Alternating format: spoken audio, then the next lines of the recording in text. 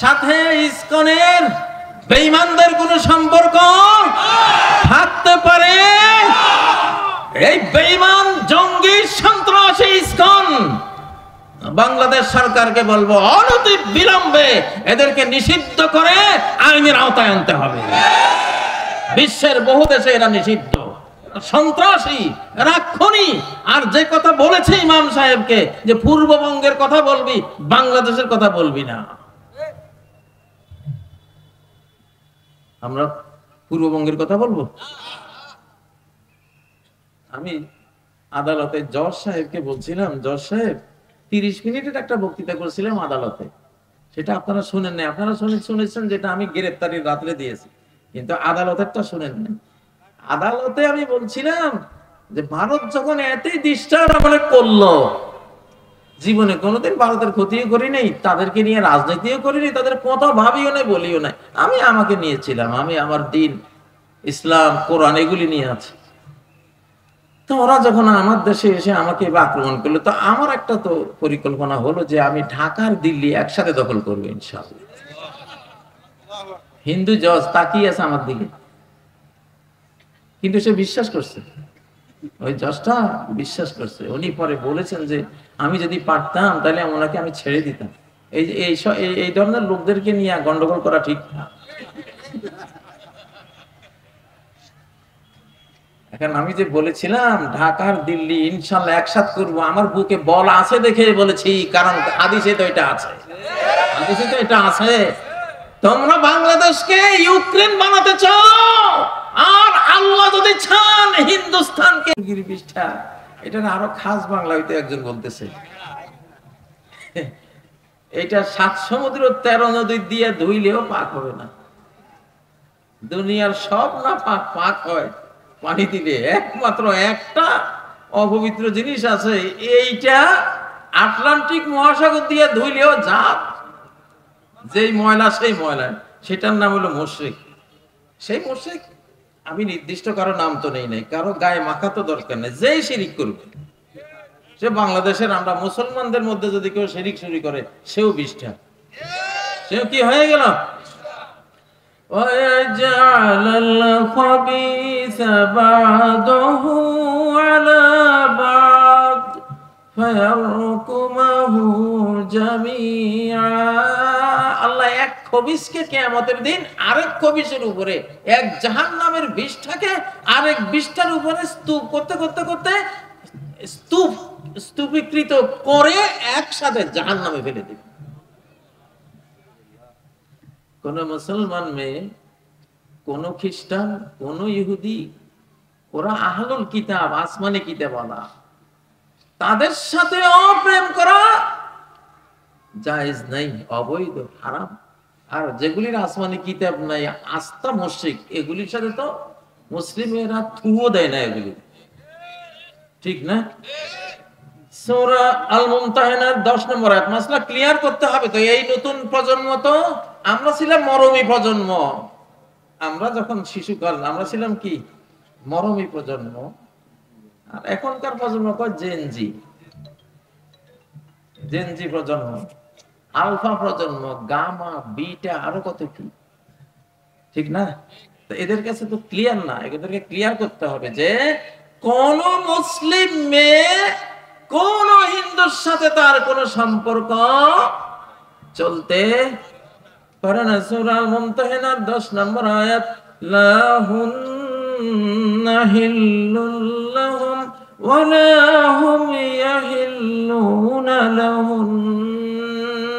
না ওই মুশরিকগুলি, ওই ইসকনগুলি, ওই হারামখোর হারামিগুলি মুসলিম নারীদের জন্য না ওরা হালাল, না মুসলিম নারী তাদের জন্য হালাল, কোনটাই হালাল। তাহলে ইসকনের জঙ্গিরা যে বললো ইমাম সাহেবরা মিম্বর থেকে ঘোষণা দেবে এই মাসলা, তো ঘোষণা তো দিলামই আলহামদুলিল্লাহ। ঘোষণা খেপাইস না আমাদের, খেপাই রে, আসমান জমিন এক করিয়া মাধ্যম একবারে আল্লাহরে দিয়া ইনশাআল্লাহ, মালিকের দিয়া, ঠিক নয় কি? সূরা আন-নূরের 26 নম্বর আয়াত, আল খাবিসাতু লিল খাবিসিন, খবিশগুলি, খবিশ মহিলাগুলি যেগুলি মুশরিকা শিরিককারিনী খবিশ, এগুলি হলো তাদের অনুরূপ খবিশ মুশরিক পুরুষের জন্য। এরা এরা, ঠিক না? যেমন শুটকি তেমন বেগুন, যেমন শুটকি তেমন বেগুন। মুখস্থ করেন, আল্লাহ খাবিসাতু লিল খাবিসিন, খবিশ নারীরা খবিশ পুরুষের জন্য, ঠিক না? আর মুসলিমদের ব্যাপারে কি বলা আছে? ওয়াত-তাইয়্যিবাতু লিত-তাইয়্যিবিন, পবিত্র নারীরা পবিত্র পুরুষ অর্থাৎ মুসলিমা নারীরা মুসলিম পুরুষদের জন্য, পবিত্র পবিত্রের জন্য। জান্নাতি নারীরা জান্নাতি পুরুষের জন্য, জাহান্নামী নারীরা জাহান্নামী পুরুষদের জন্য, ঠিক নয় কি? মাসলা ক্লিয়ার? আচ্ছা, সূরা আল বাকারা 221 নম্বর আয়াত, ওয়ালা তানকিহুল মুশরিকাতি হাত্তা ইউমিন, কোন মুশরিকা নারীরে ও মুসলিমরা বিবাহ করো না যতক্ষণ পর্যন্ত তারা ঈমান না আনে। মুসলিম হলে পরে তারপরে কথা, ঠিক না? ওয়ালা তুনকিহুল মুশরিকিনা হাত্তা ইউমিনু, আর কোন মুশরিক পুরুষের কাছে মুসলমান মেয়ে বিয়ে দিও না যতক্ষণ ওই মুশরিক ওই ইসকন, ইসকন না কি, ইসকনই তো, ইসকন কি বা একটা নাম, আর নাম পাই নাই দুনিয়াতে, ইসকন।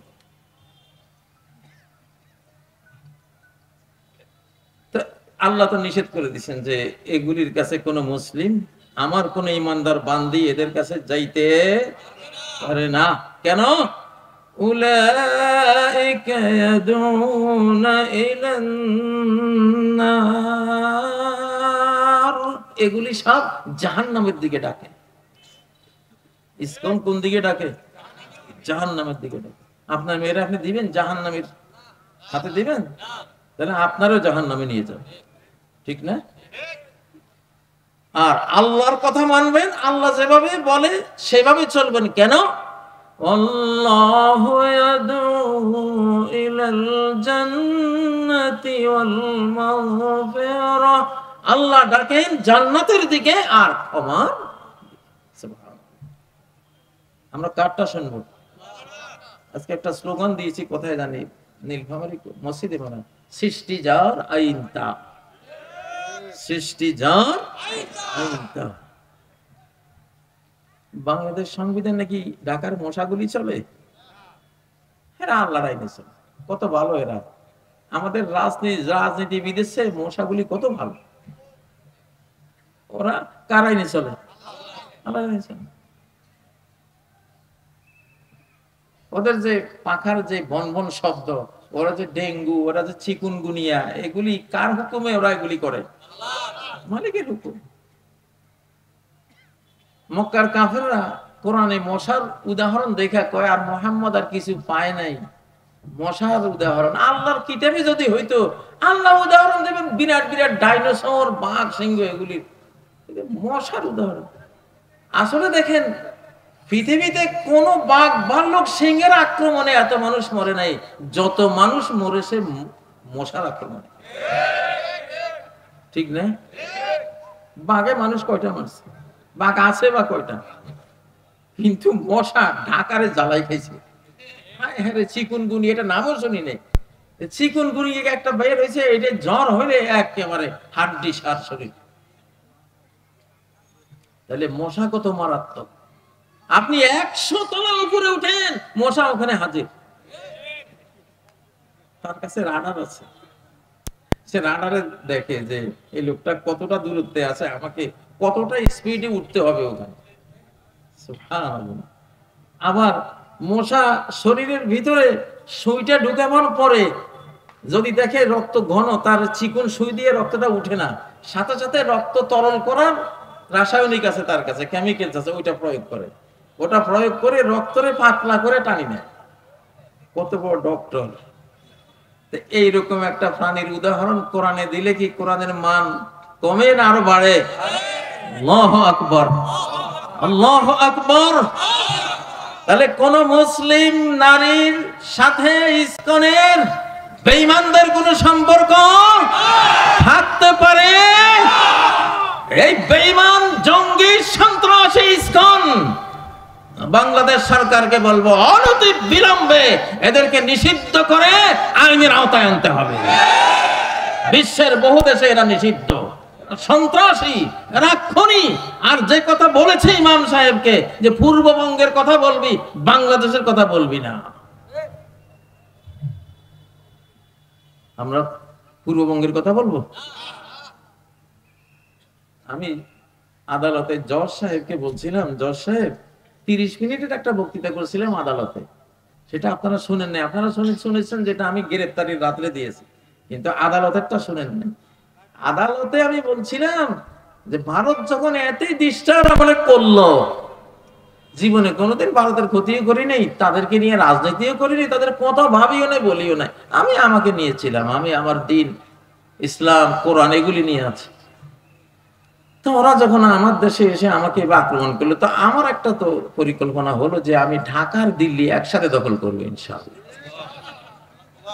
হিন্দু জজ তাকিয়ে আছে আমার দিকে, কিন্তু সে বিশ্বাস করছে, ওই জজটা বিশ্বাস করছে। উনি পরে বলেছেন যে আমি যদি পারতাম তাহলে ওনাকে আমি ছেড়ে দিতাম। এই ধরনের লোকদেরকে নিয়ে গন্ডগোল করা ঠিক না। এখন আমি যে বলেছিলাম ঢাকার দিল্লি ইনশাআল্লাহ একসাথে করবো, আমার বুকে বল আছে দেখে বলেছি, কারণ হাদিসে তো এটা আছে, হাদিসে তো এটা আছে। তোমরা বাংলাদেশকে ইউক্রেন বানাতে চাও, আর আল্লাহ যদি চান হিন্দুস্তানকে